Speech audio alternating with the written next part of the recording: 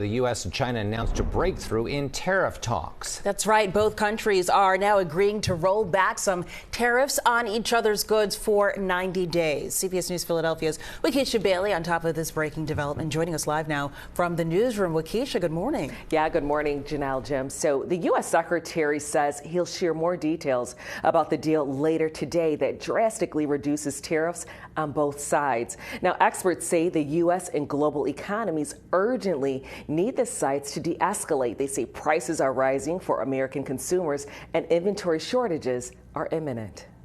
A tremendous amount is at stake for the U.S. and the global economy. The U.S. and China say they'll temporarily reduce the tariffs they added to each other's imports starting Wednesday.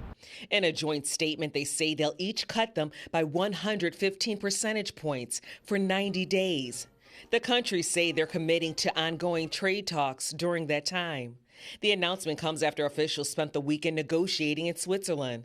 The U.S. economy is reeling from President Donald Trump's 145% tariff hike on many Chinese imports and China's retaliation. Goldman Sachs now predicts a key inflation gauge effectively will double by year's end.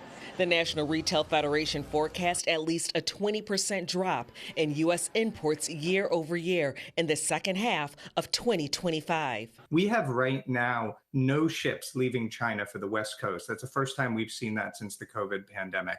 We are hearing retailers talk about empty store shelves within weeks.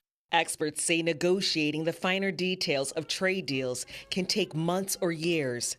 They say implementation also requires time. The global economy is not a light switch. You can't just turn off and off the U.S.-China economic relationship and then expect there's not going to be some short circuiting. Well, President Trump also announced that he'll sign an executive order this morning that aims to lower prescription drug costs. On social media, the president said, quote, "I will be instituting a most favored nations policy, whereby the United States will pay the same price as the nation that pays the lowest price anywhere in the world." Janelle. All right, we'll be following closely. Wakisha Bailey, thank you for that report, Wakisha.